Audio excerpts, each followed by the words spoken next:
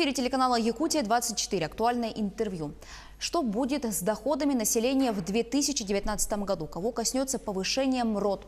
Об этом и не только. Мы сегодня будем говорить с гостем студии, министром труда и социального развития Якутии Еленой Волковой. Елена Александровна, здравствуйте. С 1 января этого года был повышен МРОТ. Кого это коснется и, самое главное, как это отразится на доходах россиян? Здравствуйте, Анастасия.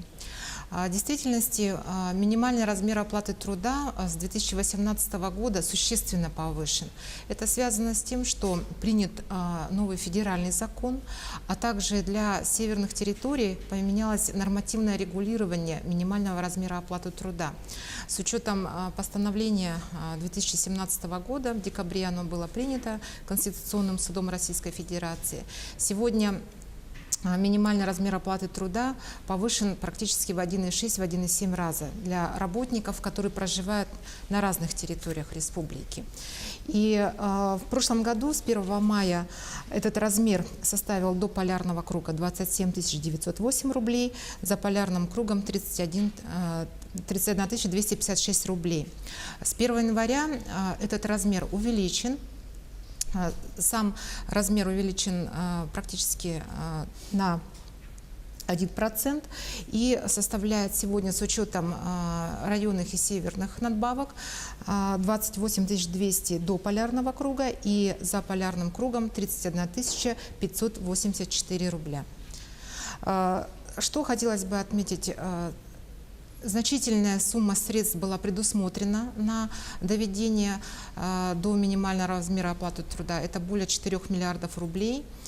И данное повышение коснулось более 30 тысяч работников бюджетной сферы. Президент России Владимир Путин не раз говорил о том, что нужно поднимать реальный уровень зарплат россиян. Особенно это касается людей, которые проживают на Дальнем Востоке. Как это будет реализовываться? В доходах населения львиную долю занимает, конечно, заработная плата, почти 60%, если смотреть в структуре. И, безусловно, для того, чтобы повышать доходы населения, нам нужно повышать заработную плату. И как раз повышение минимального размера оплаты труда – это является одним из основных направлений в данной сфере. То есть мы уже сегодня сказали, что минимальный размер оплаты труда повысился существенно. Последние 6 лет по указом президента Российской Федерации была существенно повышена заработная плата отдельных категорий работников. Их у нас 12. Это педагоги, это работники культуры, это медицинские работники, работники социальной сферы, социальные работники и другие.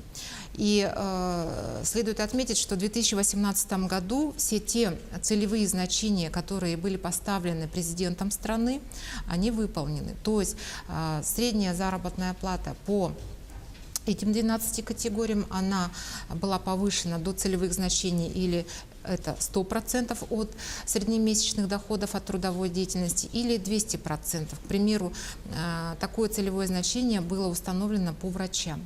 И все эти показатели, они сегодня выполнены. До 2024 года данные соотношения должны быть поддержаны. То есть при повышении среднемесячных трудовых доходов на определенный процент, соответственно, будут приниматься решения ежегодно по сохранению достигнутых соотношений.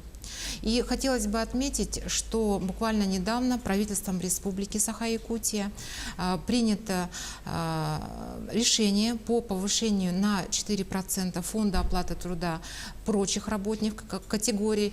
То есть это как раз те работники, которые не попали под действие указов президента страны. На сегодня полностью прорабатывается вся нормативно-правовая база, и в ближайшее время она будет принята, поскольку положения об оплате труда, они принимаются отраслевыми министерствами и ведомствами, и, соответственно, по их принятию будут произведены перерасчеты уже с 1 января 2019 года.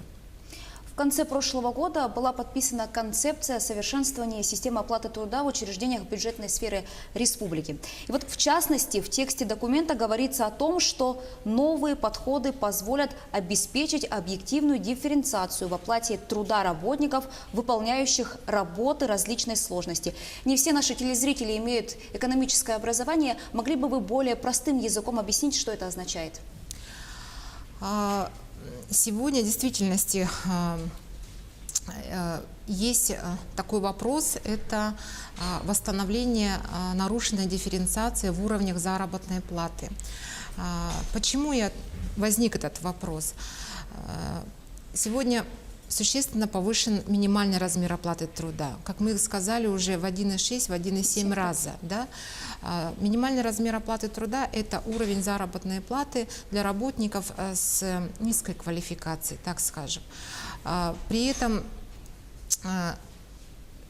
значительный объем средств потребовалось направить для того, чтобы обеспечить федеральный закон и, соответственно, тот положенный минимальный гарантированный уровень.